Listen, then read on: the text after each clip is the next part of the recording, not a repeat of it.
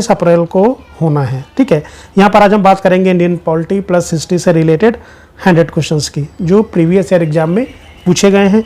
इससे पहले हमने आपको 23 लेक्चर करा दिए हैं। अगर आपने नहीं देखा है तो प्लीज़ आप प्लेलिस्ट को विजिट करके वहाँ से ज़रूर देख लें। और इस वीडियो से कम 4 से 5 क्वेश्चन आपको ज़रूर मिलेंगे, इसलिए वीडियो को पूरा देखिएगा, स्किप मत कीजिएगा। तो आइए स्टार्ट करते हैं। भारतीय संविधान के किस अनुच्छेद में भारत अर्थात इंडिया का उल्लेख है? तो अनुच्छेद 1 में भारत अर्थात इंडिया का उल्लेख है। नए राज्यों का प्रवेश या स्थापना किस अनुच्छेद के तहत की जाती है? तो अनुच्छेद 2 के तहत की जाती है। ठीक है, अगर आपने अभी तक चैनल को सब्सक्राइब नहीं किया है तो प्लीज़ आप सब्सक्राइब कर लें। संविधान के किस अनुच्छेद द्वारा अनटचेबिलिटी का अंत किया गया है? ठीक है, तो अनुच्छेद 17 के तहत अंत किया गया है। उपाधियों का अंत किस अनुच्छेद में वर्णित है? तो अनुच्छेद 18 के तहत उपाधियों का अंत कर दिया गया है।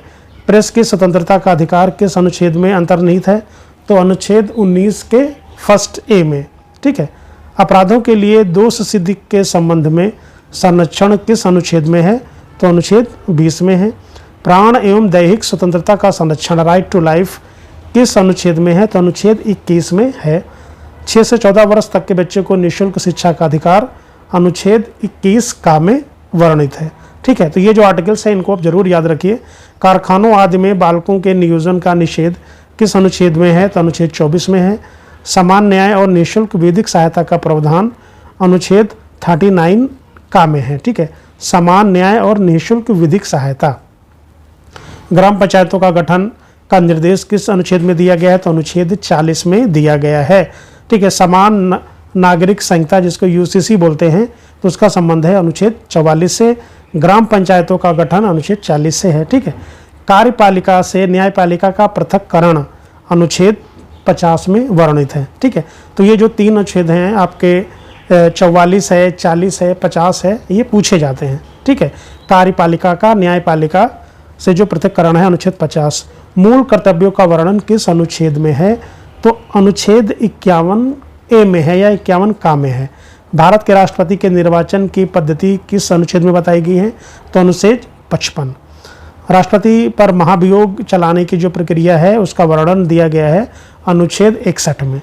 ठीक है, अगर आपको क्वेश्चन आते हैं अगर तो जाहिर सी बात है कि इसको आप रिवीजन कर सकते हो। जो भी वीडियो हैं वो आप एज ए रिवीजन के हिसाब से बनाए गए हैं, क्योंकि बहुत ज़्यादा टाइम नहीं है आपके पास। जो क्वेश्चन नहीं आते उनको हम नोट डाउन करते चलिए। राष्ट्रपति को क्षमादान की शक्ति किस अनुच्छेद के तहत प्राप्त है? तो अनुच्छेद 72 के तहत प्राप्त है। भारत में महान्यायवादी जिसको बोलते हैं अटॉर्नी जनरल की नियुक्ति किस अनुच्छेद में है? तो अनुच्छेद 76 के तहत की जाती है। संसद के गठन का प्रावधान अनुच्छेद 79 में है। ठीक है, राज्यसभा की संरचना का उल्लेख किस अनुच्छेद में है? तो वो अनुच्छेद 80 में है। ठीक है, तो वो संसद जो है इसका जो गठन किया गया है वो 79 के थ्रू, और राज्यसभा 80 और लोकसभा का जो गठन का वर्णन दिया गया अनुच्छेद 81। तो 79, 80 और 81 संसद, राज्यसभा और लोकसभा। संसद के संयुक्त अधिवेशन बुलाने का प्रावधान किस अनुच्छेद में है? तो अनुच्छेद 108 में है। खूब पूछा जाता है ये। धन विधेयक की परिभाषा किस अनुच्छेद में दी गई है? तो अनुच्छेद 110 में दी गई है। वार्षिक वित्तीय विवरण यानी बजट का उल्लेख अनुच्छेद 112 में है। ठीक है, वार्षिक वित्तीय विवरण आ जाए या इसको हम बोलते हैं अंग्रेजी में बजट, इसका उल्लेख किया गया है अनुच्छेद 112 में। वहाँ पे आपको मिस नहीं करना है। राष्ट्रपति के अध्यादेश जारी करने की जो शक्ति है किस अनुच्छेद में है? तो अनुच्छेद 123 के तहत राष्ट्रपति अध्यादेश जारी कर सकता है। उच्चतम न्यायालय यानी सुप्रीम कोर्ट की स्थापना और गठन का वर्णन है अनुच्छेद 124। भारत के नियंत्रक और महालेखा परीक्षक की नियुक्ति किस अनुच्छेद में है? तो अनुच्छेद 148। राज्यपाल की नियुक्ति किस अनुच्छेद के तहत की जाती है? तो अनुच्छेद 155 के तहत राज्यपाल की नियुक्ति की जाती है। राज्य के महाधिवक्ता की नियुक्ति किस अनुच्छेद में है? तो अनुच्छेद 165 में है। ठीक है, विधान परिषद के सृजन या उत्साहन का प्रावधान किस अनुच्छेद में है? तो अनुच्छेद 169 में है। उच्च न्यायालय जिसको बोलते हैं हाई कोर्ट को रिट जारी करने की जो शक्ति है वो किस अनुच्छेद में है? तो अनुच्छेद 226। दिल्ली के संबंध में विशेष उपबंध किस अनुच्छेद में दिए गए हैं? तो अनुच्छेद 239 ए। ठीक है, या का कह सकते हैं, तो ये वेरी इंपॉर्टेंट है। अंतर्राज्यीय परिषद के गठन का प्रावधान किस अनुच्छेद में है? अनुच्छेद 263 में है। वित्त आयोग का गठन किस अनुच्छेद के तहत किया जाता है? तो 280। संपत्ति का अधिकार अब किस अनुच्छेद के तहत एक कानूनी अधिकार है? तो अनुच्छेद 300 का के तहत। अखिल भारतीय सेवाओं का प्रावधान किस अनुच्छेद में है? तो अनुच्छेद 312 में है।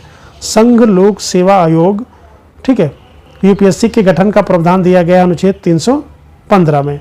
निर्वाचन आयोग का जो स्थापना है किस अनुच्छेद में वर्णित है? तो अनुच्छेद 324 के तहत एक निर्वाचन आयोग होगा।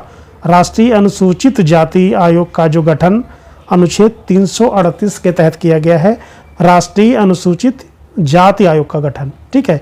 338। संघ की राजभाषा हिंदी का उल्लेख किस अनुच्छेद में है? तो अनुच्छेद 343 में है, ठीक है। संघ की राजभाषा हिंदी का उल्लेख अनुच्छेद 343 में है। राष्ट्रीय आपातकाल जिसको हम बोलते हैं नेशनल इमरजेंसी लगाने का प्रस्ताव किस अनुच्छेद में है? अनुच्छेद 352 में है। दोस्तों, अगर अभी तक आपने चैनल को सब्सक्राइब नहीं किया तो प्लीज़ आप सब्सक्राइब कर लें। राज्यों में राष्ट्रपति शासन लगाने का प्रावधान किस अनुच्छेद में है? तो अनुच्छेद 356 में है। वित्तीय आपातकाल का संबंध है फाइनेंशियल इमरजेंसी अनुच्छेद 360, ठीक है। तो 352, 356 और 360 आपको याद रखना है। संविधान में संशोधन करने की शक्ति किस अनुच्छेद में दी गई है? तो अनुच्छेद 368 के तहत संशोधन किया जा सकता है। जम्मू कश्मीर के लिए विशेष प्रावधान किस अनुच्छेद में थे जो अब हटा दिए गए हैं? तो अनुच्छेद 370। संविधान का हृदय और आत्मा डॉक्टर अंबेडकर ने किस अनुच्छेद को कहा? अनुच्छेद 32 को कहा, यानी संवैधानिक उपचारों का अधिकार। उच्चतम न्यायालय से परामर्श करने की राष्ट्रपति की शक्ति किस अनुच्छेद में है? तो अनुच्छेद 143 में है। लोकसभा में अनुसूचित जाति या जनजाति के लिए आरक्षण किस अनुच्छेद में है? तो अनुच्छेद 330 में है, ठीक है। अनुसूचित जाति और जनजाति के लिए आरक्षण का वर्णन अनुच्छेद 330। किस अनुच्छेद के तहत राष्ट्रपति अंतर्राज्यीय दल विवादों का निर्णय करते हैं? ठीक है, अनुच्छेद 262 के तहत, ठीक है। भारत में पुर्तगाली साम्राज्य का वास्तविक संस्थापक किसे माना जाता है? तो अल-बुकर्क को माना जाता है, ठीक है। अब हम हिस्ट्री में आ गए। अंग्रेजों ने पहली व्यापारिक कोठी कहाँ स्थापित की थी? तो सूरत में स्थापित की थी 1613 में। प्लासी का युद्ध 1757 में लड़ा गया। सिराजुद्दौला और रॉबर्ट क्लाइव के बीच में लड़ा गया। बक्सर का युद्ध 1764 में लड़ा गया, ठीक है। तो दिल्ली का शासक कौन था? उस समय दिल्ली का शासक था शाह आलम द्वितीय। भारत में द्वैध शासन का जनक किसे माना जाता है? तो लियोनेस कार्टिस को माना जाता है। लियोनेस कार्टिस को माना जाता है द्वैध शासन का जनक, ठीक है। सहायक संधि की पद्धति किसने शुरू की थी? तो लॉर्ड वेलेजली ने शुरू की थी। क्वेश्चन खूब पूछा जाता है। अमृतसर की संधि हुई थी 1809 में। किसके किसके बीच हुई थी? महाराजा रणजीत सिंह और अंग्रेज के बीच में हुई थी, ठीक है। तो ये क्वेश्चन पूछा जाता है कि अमृतसर की संधि हुई थी 1809 में। सती प्रथा का अंत किया गया था 1829 में। व्यापकता का सिद्धांत डॉक्ट्रिन ऑफ लैप्स किसने लागू किया था? तो लॉर्ड डलहौजी के द्वारा लागू किया था, लॉर्ड डलहौजी। भारत में पहली रेल लाइन कब और कहाँ बिछाई गई थी? तो 1853 में बिछाई गई थी पहली रेल लाइन, 1853, मुंबई से ठाणे के बीच में। 1857 के विद्रोह को भारत का प्रथम स्वतंत्रता संग्राम किसने कहा था? ये भी क्वेश्चन खूब पूछा जाता है। तो बीडी सावरकर ने कहा था प्रथम स्वतंत्रता संग्राम। रानी लक्ष्मीबाई का जो नाम था उसको बोलते थे मणिकर्णिका। प्रार्थना समाज की स्थापना किसने की थी? तो आत्माराम पांडुरंग ने की थी। कब किया था? 1867 में किया था। सत्यार्थ प्रकाश पुस्तक के लेखक कौन है? तो उनका नाम है स्वामी दयानंद सरस्वती। ये क्वेश्चन को पूछा जाता है। सभी क्वेश्चन इंपॉर्टेंट है, हमने इंपॉर्टेंट ही क्वेश्चन लिए हैं। थियोसॉफिकल सोसाइटी का मुख्यालय भारत में कहाँ है? तो ये अडयार यानी मद्रास में है, ठीक है, यानी मद्रास में ये था। भारतीय राष्ट्रीय कांग्रेस की स्थापना हुई थी 28 दिसंबर 1885 को। कांग्रेस के प्रथम अधिवेशन की अध्यक्षता किसने की थी? तो WC बनर्जी ने किया था, WC बनर्जी ने किया था, ठीक है। हर्मिट ऑफ शिमला किसे कहा जाता है? तो A.O. ह्यूम को कहा जाता है हर्मिट ऑफ शिमला। बंगाल विभाजन के विरोध में कौन सा आंदोलन हुआ था? तो स्वदेशी आंदोलन हुआ था बंगाल विभाजन के विरोध में। गदर पार्टी की स्थापना लाला हरदयाल ने की थी, सैन फ्रांसिस्को में किया था। गांधी जी ने सत्याग्रह का प्रयोग भारत में कहाँ पे किया था? पहला तो किया था चंपारण में 1917 में। जलियांवाला बाग हत्याकांड के विरोध में किसने नाइटहुड की उपाधि त्याग दी थी? तो उनका नाम था रविंद्रनाथ टैगोर। खिलाफत आंदोलन के मुख्य नेता कौन थे? अली बंधु थे, ठीक है। जनरली अली बंधु का नाम आता है। शौकत अली और मोहम्मद अली, ये खिलाफत आंदोलन के मुख्य नेता थे। चौरी चौरा कांड हुआ था 1922 में। स्वराज पार्टी का गठन किसने किया था? चित्तरंजन दास और मोतीलाल नेहरू ने किया था स्वराज पार्टी का गठन, यानी CR दास और मोतीलाल नेहरू। साइमन कमीशन भारत आया था 1928 में। पूर्ण स्वराज का प्रस्ताव कांग्रेस ने किस अधिवेशन में पारित किया था? तो लाहौर अधिवेशन में पारित किया था 1919 में, ठीक है, पूर्ण स्वराज। दांडी मार्च की शुरुआत कब की गई थी? तो 12 मार्च 1930 में शुरुआत की गई थी दांडी मार्च की। प्रथम गोलमेज सम्मेलन कब हुआ था? तो 1930 में हुआ था, ठीक है। 30, 31 और 32। तो गांधी इरविन समझौता किस वर्ष हुआ था? 1931 में हुआ था। इसके बाद गांधी जी ने गोलमेज सम्मेलन में भाग लिया था। पुणे पैक्ट किन के बीच हुआ था? तो गांधी जी और अंबेडकर के बीच में हुआ था पूना पैक्ट।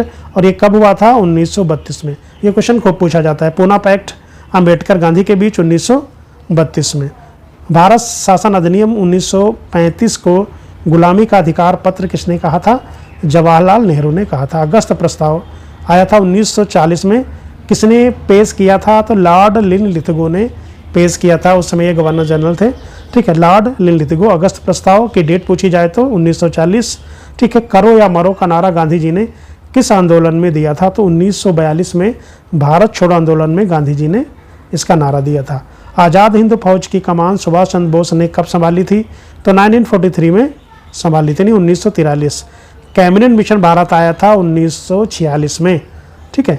प्रत्यक्ष कार्यवाही दिवस मुस्लिम लीग ने कब मनाया था? प्रत्यक्ष कार्यवाही दिवस मनाया था 16 अगस्त 1946। डायरेक्ट एक्शन डे जिसको बोलते हैं, तो 16 अगस्त 1946 को प्रत्यक्ष कार्यवाही दिवस मुस्लिम लीग ने मनाया था। भारत की स्वतंत्रता के समय ब्रिटेन के प्रधानमंत्री का नाम कौन थे? क्लीमेंट एटली थे। जब भारत को आज़ादी मिली थी उस समय ब्रिटेन के प्रधानमंत्री थे क्लीमेंट एटली। स्वतंत्र भारत के प्रथम गवर्नर जनरल का नाम था लॉर्ड माउंटबेटन। स्वतंत्र भारत के प्रथम भारतीय गवर्नर जनरल का नाम था C राजगोपालचारी। आधुनिक भारत का निर्माता किसे कहा जाता है? राजा राम मोहन राय। नील दर्पण नाटक के लेखक कौन है? दीन बंधु मित्र, ठीक है। वर्नाकुलर प्रेस एक्ट की किसने लागू किया था? तो लॉर्ड लिटन ने लागू किया था वर्नाकुलर प्रेस एक्ट। स्थानीय स्वशासन का जनक किसे माना जाता है? लॉर्ड रिपन को माना जाता है। ये सभी मोस्ट इंपॉर्टेंट क्वेश्चन है, यही बार बार आए हैं क्वेश्चन।